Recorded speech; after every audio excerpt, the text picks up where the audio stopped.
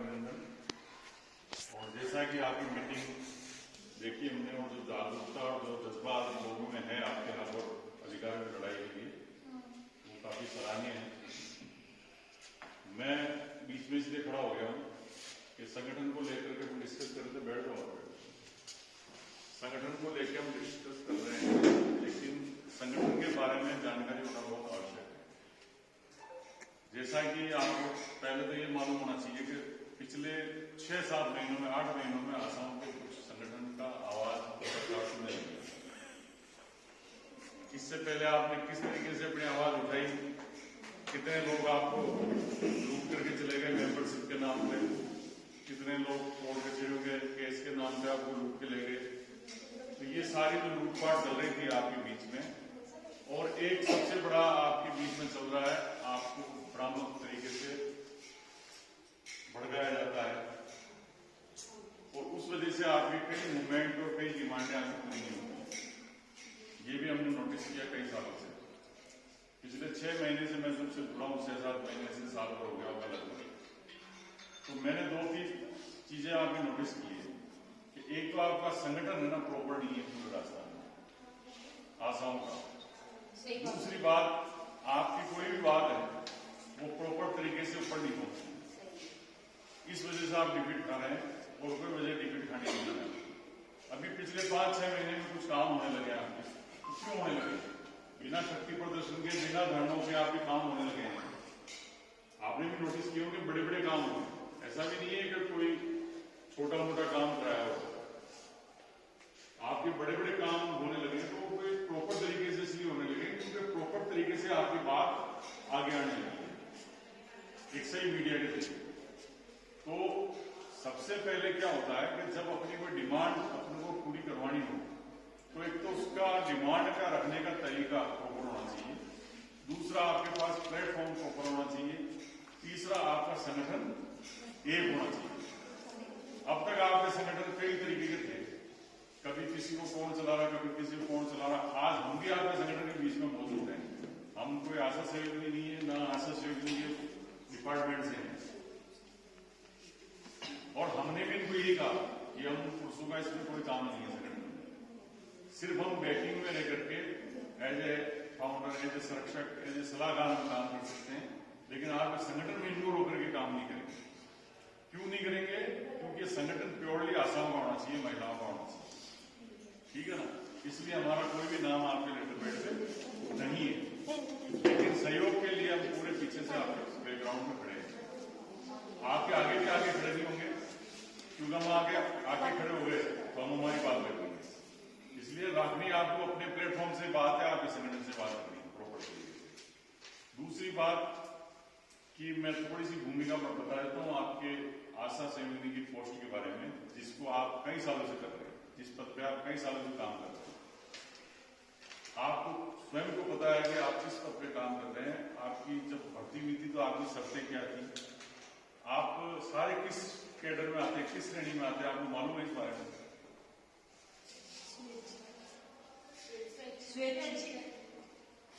आपकी जो पोस्ट है वो है स्वैच्छिक स्वास्थ्य कार्यकर्ता, स्वैच्छिक स्वास्थ्य महिला कार्यकर्ता, यही नाम है। आपकी जो श्रेणी है वो कौन सी है? आपकी जो श्रेणी है वो कौन सी है? जैसे संविदा कर्मी है, राजकीय कर्मी है, ऐसे आपकी जो श्रेणी है वो मानदेय कर्मी की है। तो जब आप भर्ती हुए थे तो एज ए मानदेय कर्मी के रूप में भर्ती हुए, और आपका जो पोस्ट है वो है स्वैच्छिक स्वास्थ्य महिला कार्यकर्ता के नाम। तो निश्चित रूप से जो पद है और जो भर्ती है उसके अकॉर्डिंग ही हम चलने वाले हैं, और उसके अकॉर्डिंग हमारे को मानदेय मिलने वाला है। तो ये अपने जहन में बात होनी चाहिए। मैं बात से बता रहा हूं आपको कि कई लोग आपको ये भड़का दिए बीच में कि हम आपको वेतन दिलवा देंगे, हम आपको परमानेंट करवा देंगे, ऐसा बोल करके आपसे पैसे लूट के कई संगठन निकल चुके हैं, और अभी भी निकल रहे हैं परमानेंट, क्योंकि आपकी तादाद है 58,000 और जिले हैं 36। तो 36 जिलों में 36 नेता पैदा हुए हैं जिला स्तर पे। अब वो सारे रोड साहब मिलता है, ना तो सरकारी नौकरी के बारे में जानते हैं, ना सरकारी भेजो सब और वो आपको बारे में जरूर जानते हैं अभी भेजो कि आप जो लोग हैं वो 8वीं 10वीं पास, अब तो 10वीं पास करने लगे, तो 10वीं पास महिलाओं को किस तरीके से वोट बना के रोका जाए, ये उनको अच्छी तरह से आता है। तो ये कलाकार है सारे, उन कलाकारों से आपको बचाने के हिसाब से हम इस संगठन में जुड़े हैं, बाकी और हमारे आपका इस संगठन से कोई लेना देना नहीं। दूसरा, आपकी बात को प्रॉपर तरीके से लिख करके रख करके आगे पहुंचाएं, इसलिए हम इस संगठन से जुड़े हैं। तो पहला जो सबसे बड़ा खतरा है ना, वो आपका ही है कि आपकी ही महिला कार्यकर्ता है, स्वास्थ्य कार्यकर्ता है, जो आशाएं हैं वो भड़काने में ना आए। अगर वो भड़क करके, अगर मैं आपको लालच दे जाऊं आज यहाँ पे कि मैं आपका वेतन 10,000 20,000 करवा दूंगा, आपको प्रमाणित करा दूंगा, आप सब मन में खुश हो जाओगे, और इस एवज में मैं 1000 रुपये मांगूंगा, आप देने को तैयार बैठे हो नहीं बैठे, क्योंकि सपना दिखा दिया मैंने आपको। अब मैं आज आपको सपना दिखा के 1000 रुपये ले जाऊं, मेरी तो आज हो गई 20-25-30,000 की इनकम। तो ऐसे ठेलाचाप नेता जो है ना, इन आशा सेना के संगठन में घूम रहे हैं, तो उधर आंगनबाड़ी कार्यकर्ताओं में घूम रहे हैं। ऐसे ठेलाचाप नेताओं से संगठन से बचना पहले आपको जरूरी है। दूसरा, आपको जब पता है कि मानदेय करनी है, तो मानदेय हमारा जो मिलता है, अब वो किस हिसाब से मिलता है आपको बता सकते हो? आपको जो मानदेय मिल रहा है, जो भी 3.5 हजार आपको मिल रहा है, उसमें किस किस का क्या क्या रेशो आपको पता है? सेंटर का और स्टेट का रेशो 60-40 का। सेंटर से भी पैसा आता है, नहीं, आपको गलत फहमी, आपका पूरा इनिशिएटिव उसी से आता है, आपको बहुत सही गलत, लेकिन कई चीजों की नॉलेज आपको नहीं है। आपका जो पैसा आ रहा है, सुनिए मेरी बात, आपका जो पैसा आ रहा है 60-40 के रेशो से आ रहा है, उसी से आपका जो स्टेब्लिशमेंट है वो राजस्थान सरकार के पास में। अब सुनना मेरी बात, काम की बात बता रहा हूं आपको। आपका जो स्टेब्लिशमेंट है ना, वो राजस्थान सरकार हैंडल कर रही है, लेकिन पैसा आपका सेंटर का भी आ रहा है, स्टेट का भी उसमें कॉन्ट्रीब्यूशन। अब आपका मानदेय कैसे बढ़ता है, आपका इंसेंटिव कैसे बढ़ता है, वो भी आपको जानना वो जरूरी है। क्या होता है, जब पैसा जैसे सेंटर ने सपोज किए 60 रुपए दिए, तो 40 रुपए सरकार को मिलानी पड़ेगी। अब सेंटर 120 रुपए देता है, तो 180 रुपए मिलाने ही पड़ेंगे सरकार को, आपको उसके लिए ज्ञापन देने की जरूरत नहीं है। और जब ये बजट बनता है आपके दोनों का पैसों का मिला के, उस बजट को आपके बीच में डिवाइड किया जाता है। और कई बार स्थितियां ये होती है कि आपका बजट जो बनता है ना, वो पैसा कई बार रिफंड हो जाता है। साल भर में जैसे 35 करोड़ रुपए बच गए, तो 35 करोड़ रुपए वापस देने पड़ते हैं, क्योंकि आपकी वजह से खर्च नहीं हुए। कैसे खर्च नहीं हुए? कि जो इंसेंटिव का जो टारगेट था आपका वो अचीव नहीं हुआ, तो वो पैसा लैप्स होकर के वापस चला जाता है सेंटर के पास। अब आपको यहां मैं बताता हूं मजेदार बात, जो आपके संगठन की देन है सबसे बड़ी, कि ये सही समय पे हमसे मिले, कोविड के बाद मिले, बहुत बार मिले। अब क्या हुआ कि कोविड में काम तो कर रहे थे चिकित्सा का आप फील्ड में, और अखबारों में चल रहा था आंगनबाड़ी कार्यकर्ताओं ने लेकर किया, उनको इंसेंटिव भी मिला उस चीज अलग से 1000 मिले थे ना। जब अखबार में मैंने भी ये देखा, मुझे भी बड़ा अफसोस हुआ कि मैंने कहा आशाएं चिकित्सा संबंधित काम कर रही है, मेडिकल का काम कर रही है, लेकिन सारा का सारा श्रेय आंगनबाड़ी को मिल गया, और सरकार को पता नहीं है कि आपने काम किया। तभी तो ऐसा हुआ है। तब हम जागे थे, हकीकत बात हुई। और ये सब क्यों हुआ? क्योंकि जो नेता उस वक्त थे आपके, जो चला रहे थे आपको ठेला लेकर के, साइकिल लेकर के, लोना लेकर के, वो जो सारे नेता थे ना, उनको आपके काम से और आपके फायदे से, अधिकार हक से कोई लेना देना नहीं था।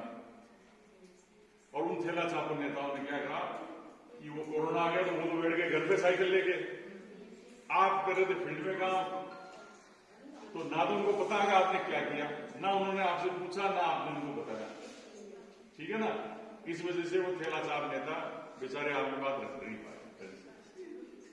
जब ये बात हमारे तक आई थी ना, तब हमने कहा कि अब 2 वजह, दूसरी वजह थी आपके 2 डिपार्टमेंट हो। अब जब जिस कर्मचारी के 2 डिपार्टमेंट हो तो क्या होता है पता है आपको, जिसके 2 बाप होते हैं, जिसकी 2 माएँ होती है, उसके बच्चों का हाल क्या होता है, वो एक बाप को देखता दूसरा दे देगा, दूसरा देखता ये दे देगा, एक माँ देखती ये रख लेगा, दूसरी माँ देगी। वो चक्कर में आपकी बात जो है प्रॉपर तरीके से सरकार ने सुनी नहीं। और ऐसी स्थिति में जब एक वर्ग और आ जाए जो इंडिपेंडेंट चल रहा हो डिपार्टमेंट के हाथ में, जैसे आप सपोज कीजिए आंगनबाड़ी कार्यकर्ता, वो सारी आईसीडीएस के अंदर में आती है, उनका कोई मेडिकल से था नहीं सरोकार, तो उनका ध्यान वो रखती है, आपके ध्यान रखती है आईसीडीएस डिपार्टमेंट, इसलिए आपका किसी ने ध्यान नहीं रखा डिपार्टमेंट। तो सबसे बड़ी जो उपलब्धि हुई है इस सरकार में वो ये हुई कि इन्होंने देर सवेर ये डिसीजन आपके हित में ले लिया कि आपको चिकित्सा में लिया है, क्योंकि आपका सारा जो काम है चिकित्सा संबंधित काम है, इसलिए आपको सोच समझ करके सरकार द्वारा मेडिकल पैकेज में चिकित्सा के अधीन आपको लिया गया। अब आपको इसमें जो फायदे है ना, वो फायदे आपको सोचने चाहिए और देखने चाहिए, जो आपके हक और अधिकार की बात है। वो ये है कि आप के पास नर्स की ट्रेनिंग का कागज नहीं है, सर्टिफिकेट नहीं है, लेकिन नर्स का सारा काम आता है आपको सिवाय इंजेक्शन लगाने के। और कुछ महिलाओं को इंजेक्शन लगाना भी आता होगा, लेकिन इंजेक्शन लगाने के अलावा आपको सारा नर्स का काम आता है, ठीक है ना। तो ये आपकी अपनी एक बात है जो आपके संगठन के द्वारा स्टेट पे जानी चाहिए, सरकार पे जानी चाहिए, सारा काम कर रहे हैं। इसीलिए ये आयुष्मान वाला जो काम है वो आपको दिया गया। मैं आपको भी आग्रह करूंगा कि आपके ये फायदे का काम था, लेकिन आप इसको क्या नेगेटिव ले जा रहे हो, और आपको इसके बारे में पता भी नहीं है। सर पता है नहीं है, नहीं है, मैं बता रहा हूँ, इसलिए नहीं है मैं बता रहा हूँ आपको कि आप जो 5 रुपए की बात कर रहे हो ना, वो 5 रुपए सिर्फ एक एंट्री पे 5 रुपए है, परिवार में नहीं है। अब जैसे सपोज कीजिए किसी परिवार का कार्ड बनाने के लिए आप गए, 10 मेंबर है तो आपको 50 रुपए मिलेंगे, 7 मेंबर है तो 35 रुपए मिलेंगे, 8 मेंबर है तो 40 रुपए मिलेंगे। इस तरह बात की जानकारी है नहीं, है ना, ठीक। हाँ, अब ये काम है ना, आपको दूसरी चीजों को बताता हूँ, ये इंसेंटिव आपके अलावा किसी को नहीं मिल रहा, ये पता है कि नहीं आपको? नहीं मिलेगा, नहीं मिलेगा। मैं फिर कह रहा हूँ, मैं आपको फिर कह रहा हूँ, आप खुल जाओ, कोई दिक्कत नहीं, खुल जाओ। मैं क्या कह रहा हूँ, कितनी आइडिया खुल जाओ, ये इंसेंटिव आपके अलावा किसी को नहीं मिलेगा। वो काम करेगी आपका तो भी आपके पास ही आएगा वो इंसेंटिव।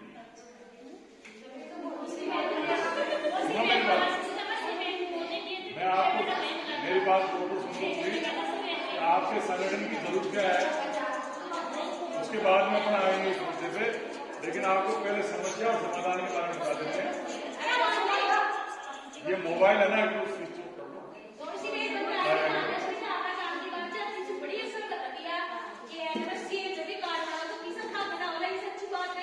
अब ऐसा सुनो मेरी बात, ये जो आईडी है ना, ये सिर्फ आपकी पड़ी है जिसमें पैसा है।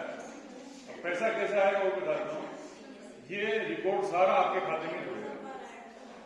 आपकी मदद चाहे आंगनबाड़ी कार्यकर्ता करे, चाहे वो सीएचओ करे, चाहे जो भी वो चिकित्सा आज जो आदेश निकाला है जयपुर में कि आज से एनएम और आशा और सीएचओ की आईडी से केवाईसी कार्ड बनाए जाएंगे, फिर वो क्या है? वो आपके ही इसमें आएंगे, वो मेंबर तो आपके है ना सर कार्ड के।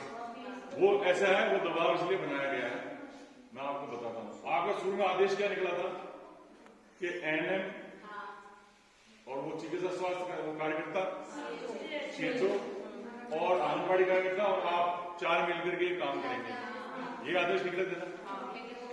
उस आदेश में भी इंसेंटिव आपको मिल रहा था और अब भी आपको मिल रहा है। वो इसलिए काम नहीं कर रहे हैं आपके साथ में क्योंकि इनको इंसेंटिव नहीं मिलेगा। पहली बात सुन रहा हूं, आगे वो करेंगे कि नहीं करेंगे वो भी उनकी मर्जी है, क्योंकि उनको उससे कुछ मिलने वाला नहीं। लेकिन ये जो दबाव आया है ना, ये दबाव आपके संगठन की वजह से आएगा, ये आपको जानकारी होनी चाहिए। ये है कि नहीं आपको? ये क्या हुआ है कि मंत्री जी के पास भी ये गया संगठन आपका, निर्मला जी और इनकी टीम, उसके बाद डायरेक्टर साहब से मिले, उसके बाद एक नेट की जो आप बात करें उसकी व्यवस्था होने जा रही है। वो क्या होने जा रही है मैं संभावित बता सकता हूं, इसमें एक तरीका है कि अभी क्या है, आपको ये भी पता होना चाहिए कि जब आप फील्ड में जाते हो ना, जब ये ऐप काम करता है। आप घर में बैठ के काम नहीं कर सकते। नहीं कर सकते। हाँ, ये इसके अंदर कलाकारी है, इस ऐप की खासियत है कि आप घर बैठे काम नहीं कर सकते। आप वहां फील्ड में जाओगे तो ये ऐप चालू होगा, वहां नेट खत्म नहीं हुआ आपका, वो ऐप वहां फील्ड में चालू होगा। दूसरी बात, अब इसमें ये व्यवस्था की जाएगी, जहां तक संभावना मेरी जो समझ में आ रहा मुझे, जो हमने ज्ञापन दिया उसके बाद की बात है कि अब 2 ऑप्शन है गवर्नमेंट के पास में, जो आपकी इस डिमांड को लेके वो कर सकती है गवर्नमेंट सरकार वो पूरा। वो ये है कि आपका जो चिकित्सा केंद्र है आपके सेंटर से अधीन, जैसे सपोज कीजिए कि जो आशा है उसका जो केंद्र जिस सेंटर में वो अधीन आ रही है, जिस चिकित्सा केंद्र से, वहां वो सेंटर बनाया जा सकता है ई-केवाईसी का। वहां जनता को खुद को आना पड़ेगा, जनता खुद आए वहां काम कराने, उस जनता को भेजने का काम आंगनबाड़ी कार्यकर्ता भी फील्ड से कर सकती है, और आप वहां बैठ करके अपने मोबाइल से काम करेंगे। वो मोबाइल आपका वाईफाई से चलेगा, जो वहां पे दिया जाएगा वाईफाई, जो केंद्र से फ्री मिलेगा। ठीक है ना? तो अभी सरकार ने शॉर्ट एंड कट, शायद ये चाहे तो सरकार कर सकती है इस तरीके का काम, क्योंकि उनको पैसे बचाने ना। एक तो 700 रुपए में वाईफाई चल रहा, एक को 500 रुपए देने पड़ेंगे या 250 रुपए देने पड़े महीने के, तो जहां फायदा होगा सरकार वहीं काम करेगी।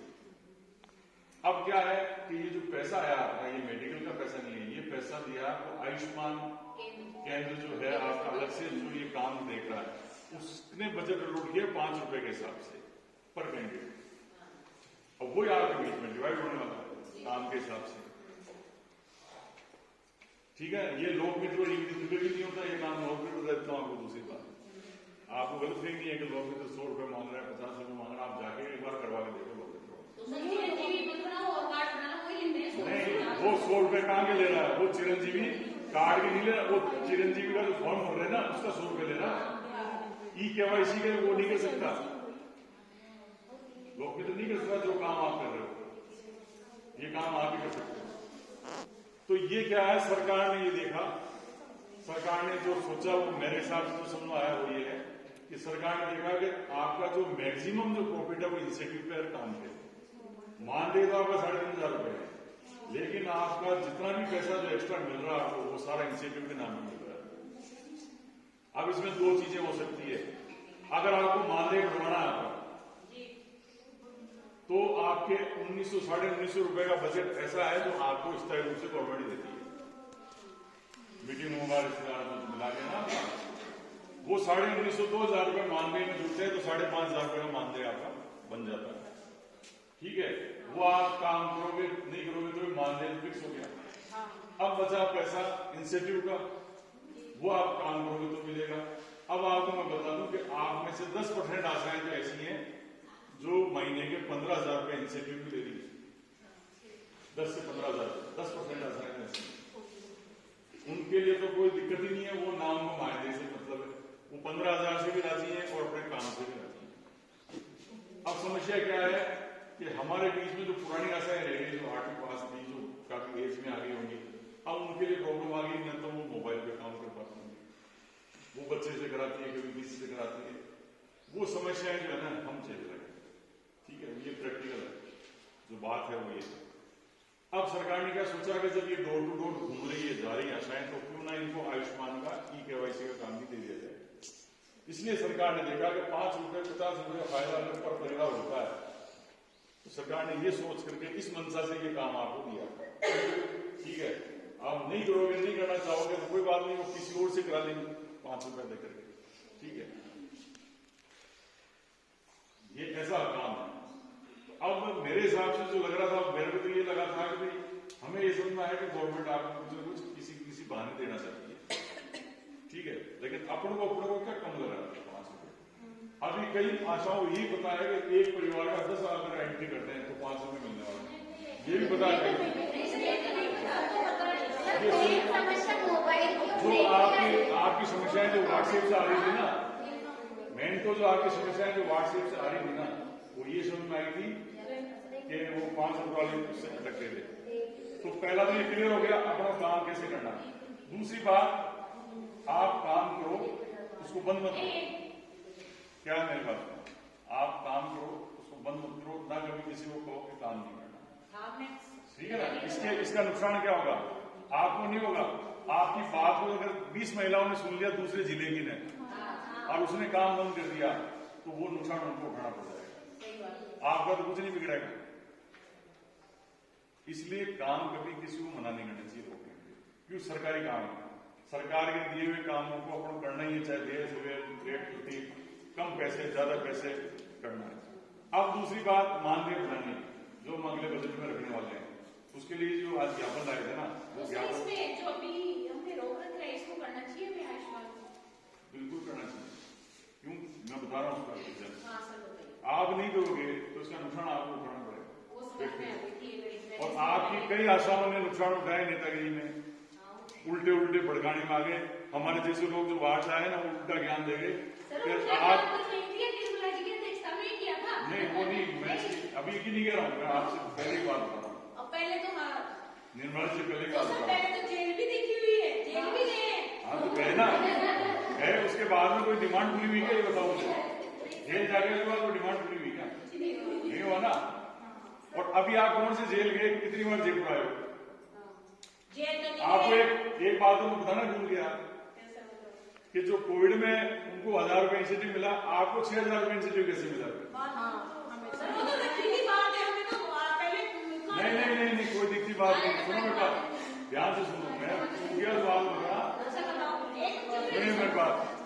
6000 रुपए जो आपको मिले ना, चाहे आप ड्यूटी, एक तो आपकी लगी थी ड्यूटी कोविड में, और एक कुछ आशाओं की ड्यूटी भी नहीं लगी थी। मेरी बात सुनो मेरे पास, मैं कह रहा हूँ कि 10% आशाओं की ड्यूटी लगी। आपको पता नहीं है, 10% आशाओं की ड्यूटी नहीं लगी। मेरी बात सुनो, शहरी क्षेत्र में कई आशाओं की ड्यूटी नहीं लगी। सुनना मेरी बात, जो प्रैक्टिकल है वो प्रैक्टिकल है, क्योंकि ड्यूटी के ऑर्डर हुए थे आपके सबके ड्यूटी के ऑर्डर हुए थे कोविड में, लिखित में हुए थे ना, उसका पैसा अलग मिला।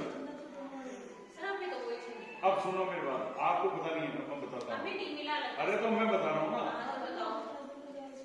जो ड्यूटी लगी थी ना आपने ऑर्डर से चिकित्सा अधिकारी के, उसका पैसा 100% गवर्नमेंट ने दिया है आपके चिकित्सा अधिकारी को। और आपने सुनो 6000 रुपए लगे। अब मेरी बात सुनो, आपकी अनभिज्ञता बता रहा हूँ, ये आपको नॉलेज नहीं इस चीज का, बताओ। यानी कि सब 6000 रुपए से सर का कहने का मतलब ये है कि 6000 कोरोना के तुम्हें मिले, वो अलग है। जो ड्यूटी लगी उसका पैसा पीएससी वाइज ब्लॉक चिकित्सा अधिकारियों के मिला है। सुन लेना मेरी बात, अभी सुनूंगा, आप हाथ हिलाओ उससे मुझे मतलब नहीं है। सुनना मेरी बात, आप हाथ हिलाओ उससे मुझे मतलब नहीं है। आपको नहीं मिला, आपकी अनभिज्ञता है, आपकी जानकारी नहीं है। अब आपको बता देता हूँ दूसरी बात, ये सब क्यों हो रहा है? क्योंकि आपका संगठन प्रॉपर नहीं, इसलिए आपको जानकारी नहीं है। जबकि इसे आदेश भी डाले थे हमने कुटुंब ऐप के ऊपर, जो आपका संगठन कुटुंब ऐप है, और आपको ये भी बार बार क्लियर किया गया कि वो पैसा अलग है और ये पैसा अलग है। अब आपको दूसरी बात बता देता हूँ, शर्मनाक बात है कि जिन आशाओं ने पैसा लिया है ना ड्यूटी का उलट झगड़ के लिया है, नहीं तो वो पैसा आपका इधर उधर कर दिया गया है। तो आप है ना, सबसे पहले तो जाकर के बोलो, इस चीज की जानकारी नहीं थी सर। उसके लिए आपको जरूरत पड़ेगी इस ऑर्डर की, जिससे ऑर्डर से आपकी ड्यूटी लगी थी कुटुंब ऐप में, ऑर्डर नहीं, जो ड्यूटी लगी थी ऑर्डर। मेरी बात सुनिए, आपकी जो ड्यूटी लगी थी ना, उसका एक ऑर्डर निकला था, नहीं निकला ड्यूटी के ऑर्डर है। हाँ, वो ड्यूटी ऑर्डर लेकर के आप आज की डेट में क्लेम कर सकते हो। वो ड्यूटी ऑर्डर लेकर के आप चिकित्सा अधिकारी पर चढ़ जाओ, ये पैसा चाहिए, ये पैसा रिलीज हुआ। वो पैसा कैसे रिलीज हुआ जो बता देता हूँ आपको। वो क्या है, ग्रुप बना था, जिनकी ड्यूटियां लगी थी 5-5, 7-7 लोगों को ग्रुप बना था आपका। वो उसमें मेडिकल के भी इन्वॉल्व है, टीचर के भी, ठीक है ना। अब उसमें बीएलओ का उनका पैसा नहीं है, बीएलओ का टीचरों का पैसा नहीं है, वो सिर्फ आपके मेडिकल का ही पैसा है, जिसमें आशा है और मेडिकल के वो कर्मचारी हैं जो केंद्र के हैं, ठीक है ना। वो बल्क में पैसा मिला है, उस चिकित्सा सेंटर को बल्क में पैसा मिला है, वो उनके हाथ में है कि वो आपको 5,000 दे, 6,000 दे, 2,000 रुपए दे। वो सब जगह अलग अलग है, हाँ, ड्यूटी के साथ। अरे मैं क्या कह रहा हूँ, पैसा हर चिकित्सा केंद्र का अलग अलग है। उसको सेशन, वो जो सेशन चला था ना उसका पूरा ब्लॉक कोऑर्डिनेटर है राजेश्वरी मैम और विजय जी बैठते हैं। अकाउंटेंट आप में से कोई मैम जानती होगी विजय जी को, और उनसे इस बारे में बात करी थी तो उन्होंने साफ मना कर दिया था कि इस चीज का सब जानते हैं। वो ड्यूटी ऑर्डर है ना, फोटो मैप पे डला, वो पैसा जो मिला ना आपका उसका ऑर्डर फोटो मैप पे है। वो ऑर्डर ले लेना और आपकी जो ड्यूटी लगी थी वो ऑर्डर ले लेना और पहुंच जाना कि ये पैसा कहाँ है, ठीक है। पहली बात तो ये और वो पैसा आपको किसी न किसी रूप में उन्होंने दिया होगा ना, दिया नहीं, किसी न किसी रूप में दिया होगा तो सामने आ जाएगा। अरे मैं कह रहा था आपको, किसी न किसी रूप में दिया होगा, आपको याद आ जाएगा कि वो दे करके ले तो नहीं लिया। 6,000 के लाभ 6,000 के लाभ पैसे दे के तो नहीं लिया।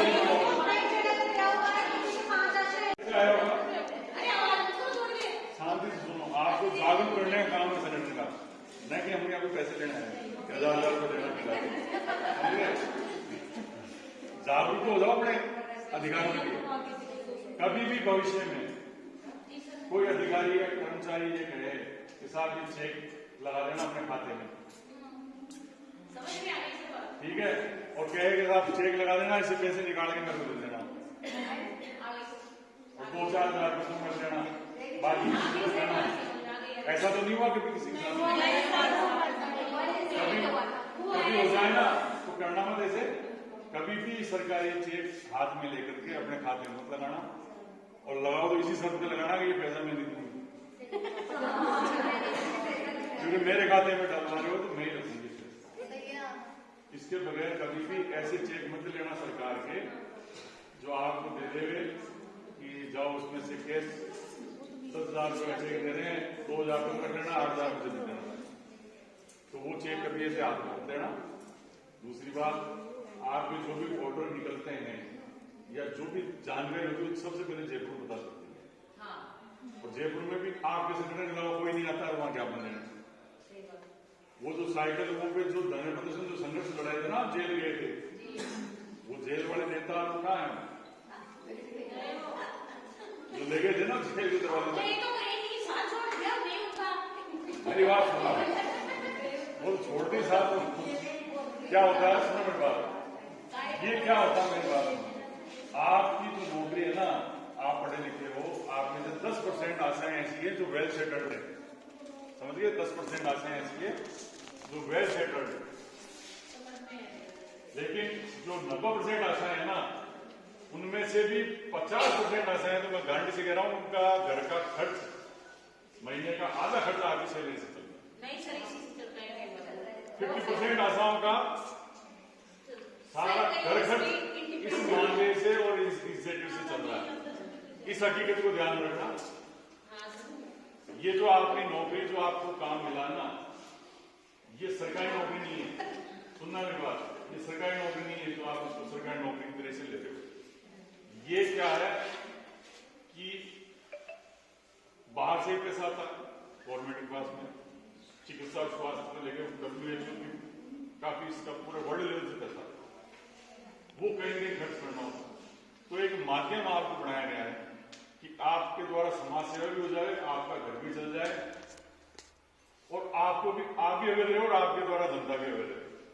तो आप बहुत बड़ी कड़ी है बीच में, जनता के और सरकारी योजनाओं के बीच में। तो आपकी महत्व जो है ना, आपकी इंपोर्टेंसी वो वहां बहुत ज्यादा है। आप उस इंपोर्टेंसी को शो करो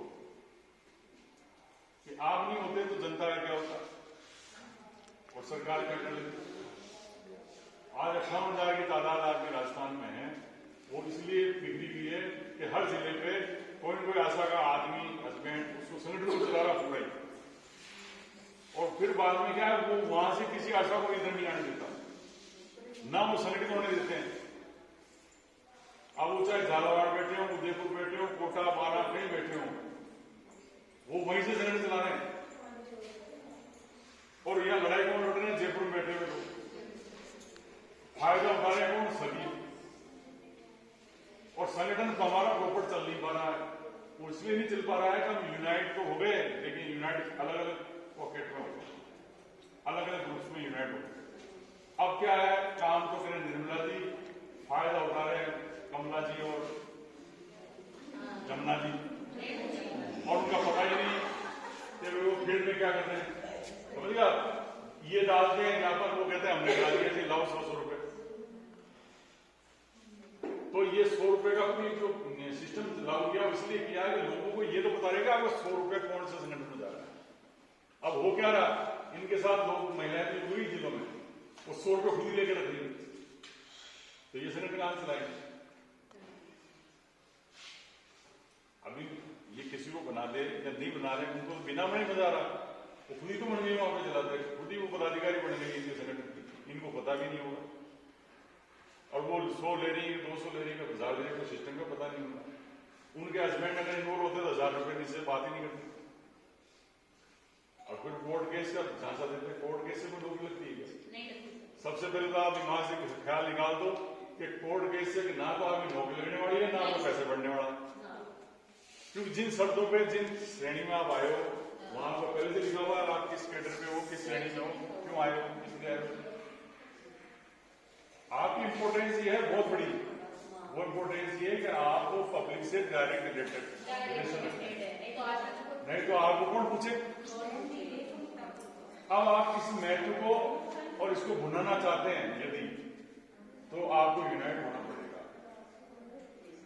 अब आपकी भागीदारी यूनाइट होने में कैसे है कि आप ये सोचो कि मैं तो सिर्फ जयपुर फर्स्ट से ही हूं या जालसू से ही, ऐसा नहीं है। जब आप संगठन से जुड़ेंगे एज ए ग्रामीण फर्स्ट जिलाध्यक्ष और टीम के साथ में, तो शहरी टीम में बनेगी, तो 3 अपने आप फर्स्ट सेकंड थर्ड है जयपुर में, 3 जोन है, 3 जोन के 6 जिलाध्यक्ष हो गए। अब ये अगर ग्रुप में लिख दिएगा कल ज्ञापन देना है, तो 6 जिलाध्यक्ष तो कम से कम पहुंच सकती है जयपुर,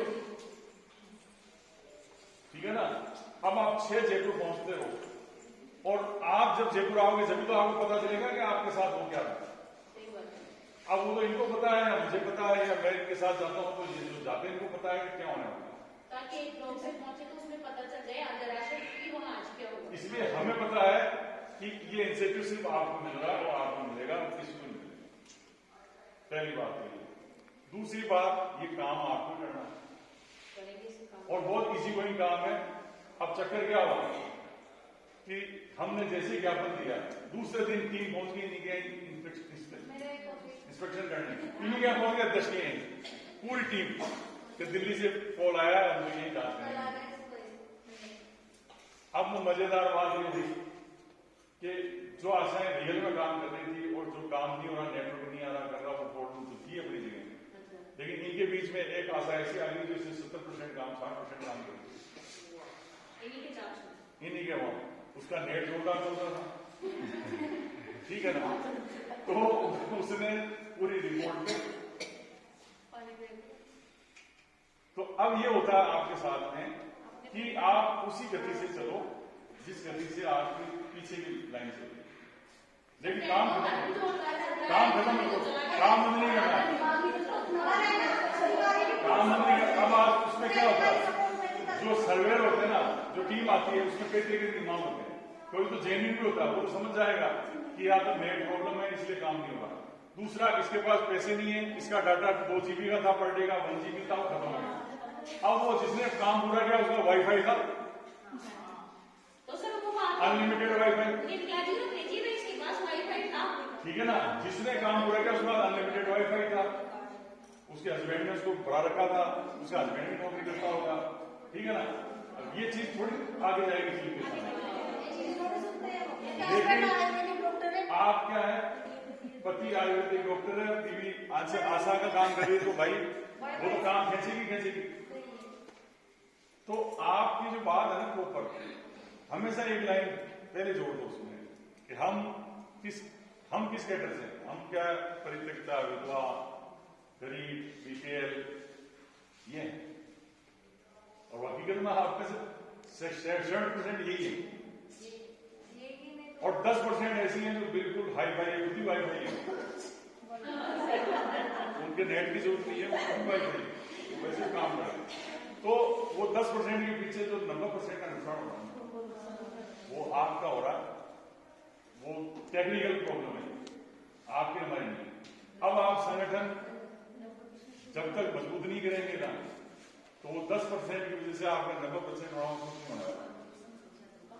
तो आप बराबर लेके आओ सबको, उनको भी नहीं चलाओ आपके लेवल पे, उनको भी समझाओ कि हमारा जो नेट है वो 50 रुपए 60 रुपए का 100 रुपए 200 250 रुपए का है, हमें per day 1 GB 1.5 GB 2 GB मिलता है।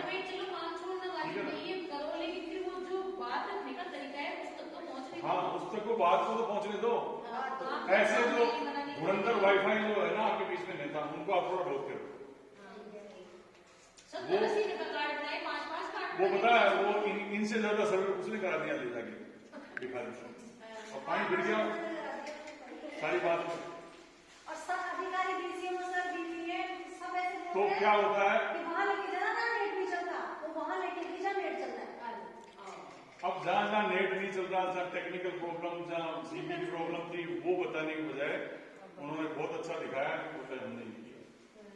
अच्छी बात है, वो धन्यवाद की बात है कि उन्होंने 60% काम कर दिया, लेकिन उन्होंने 80-90% आशाओं को पीछे धकेल दिया, उनकी समस्याओं को सुनने नहीं दिया, उनकी समस्याओं को आगे जाने का रास्ता नहीं दिया।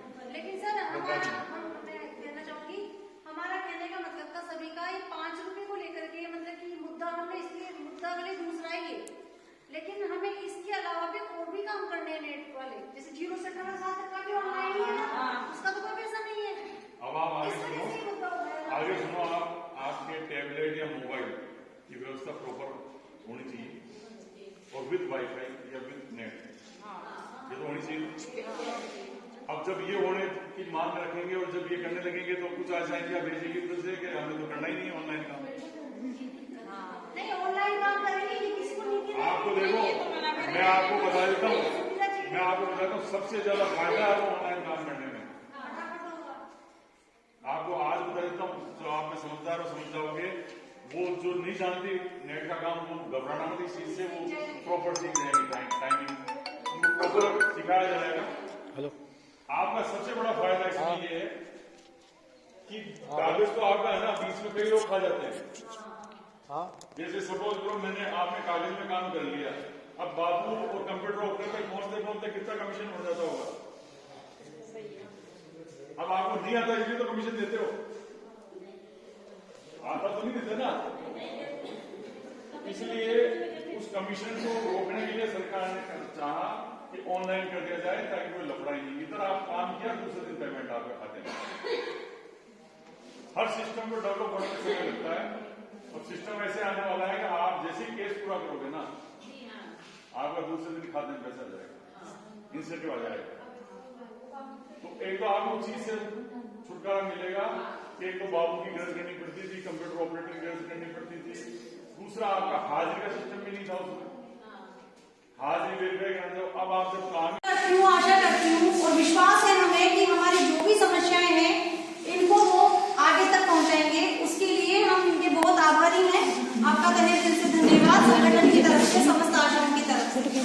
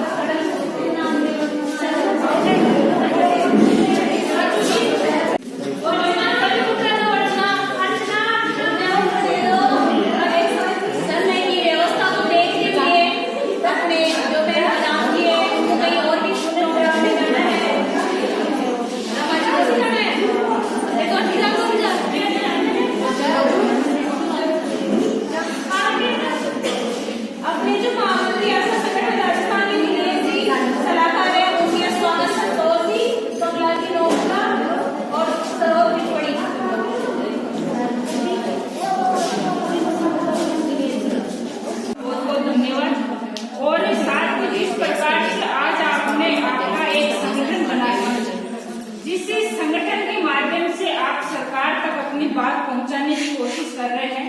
और ये अच्छी बात है कि संगठन बनाए भी इसलिए जाते हैं कि अपनी बात को आप सरकार तक पहुंचा सके, क्योंकि ये आपका एक दुख है, मन की पीड़ा है कि हमारे साथ जितनी मेहनत हम कर रहे हैं उतनी मेहनत के अनुसार, चाहे वो बजट की बात हो या फिर और कोई डिपार्टमेंट पैसा हो, तो उनको आपको जितनी मेहनत है उसके अनुसार आपको बजट भी नहीं मिल पा रहा। उसकी भी हम सबको इस बात का भी ध्यान है।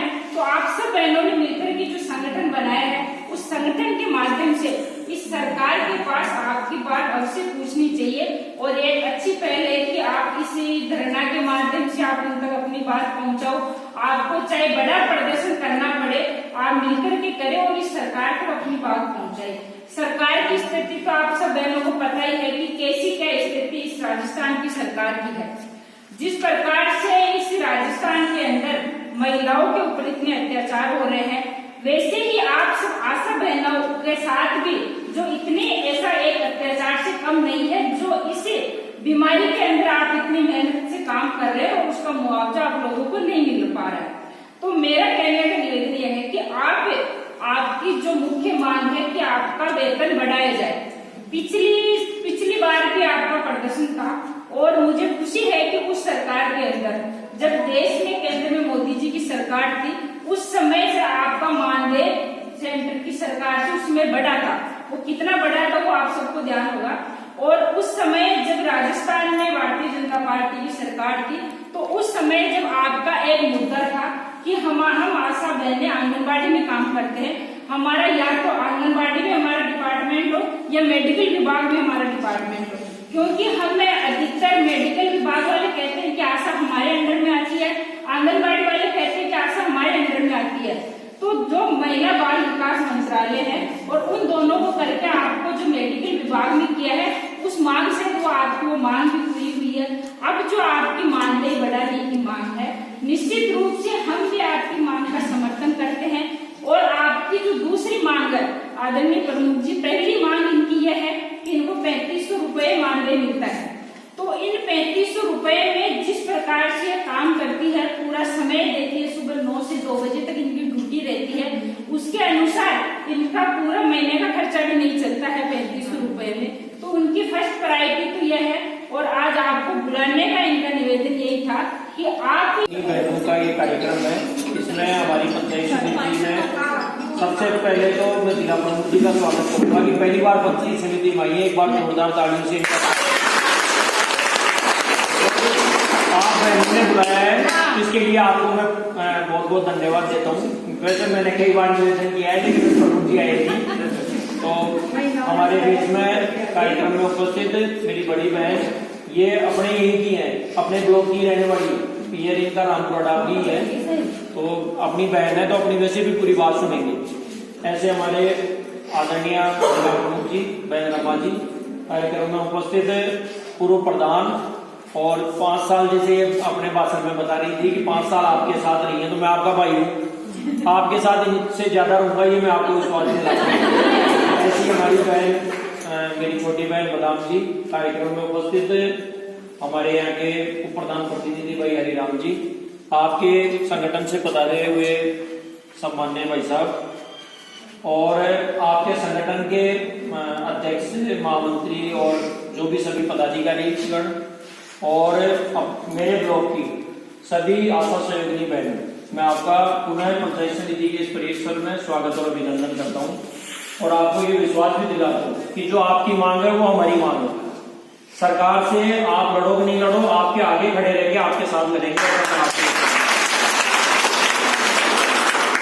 मैं आपको बता दूं कि सुबह मेरी सतीजी भाई साहब से बात हुई थी, प्रधान जी ने कहा था कि हो सकता है भाई साहब का भी कार्यक्रम बढ़ जाए, लेकिन उनको कल रात को 2 गुजरात से आए और सुबह जल्दी उनको सरदार से जाना था। तो उनकी तरफ से ये मैसेज है कि पहले भी पिछली बार भी जो बहनों की मांग थी, मैं इनके साथ हर धरने प्रदर्शन में साथ रहा हूं, और अपनी सरकार थी तो आपकी पूरी मांगे उन्होंने मंगवाई थी। तो एक तो उनका संदेश ये है कि पहले की सरकार ने जिस तरह से मदद की थी, आप इस सरकार की हालत तो आप देख ही रहे हो कि आपस में लड़ने से फुर्सत नहीं है, एक दूसरे विधायक मंत्री एक दूसरे पे छीटाकसी करते रहते हैं, तो अपने लिए समय का। ये स्थिति आपकी नहीं, सभी की स्थिति है। पंचायत समिति की भी मैं बात करूं तो यहाँ पे पिछले 8 महीने से उनका कोई बजट नहीं है, और जैसे भी बहन जी कह रही थी कि हमारी सैलरी नहीं दे रहे हैं, तो सैलरी देने के लिए पैसे ही नहीं है, क्योंकि उनको तो लड़ने से फुर्सत नहीं। तो इसलिए भाई साहब की तरफ से, सतीश जी भाई साहब की तरफ से मैसेज है कि बहनों को मेरी तरफ से आश्वस्त कर देना कि सरकार आएगी तो आपकी मांगे 100%, आज बोले आप पूरा आश्वासन दे देना कि सबसे पहले आपकी मांगे मानी जाएगी। और अभी भी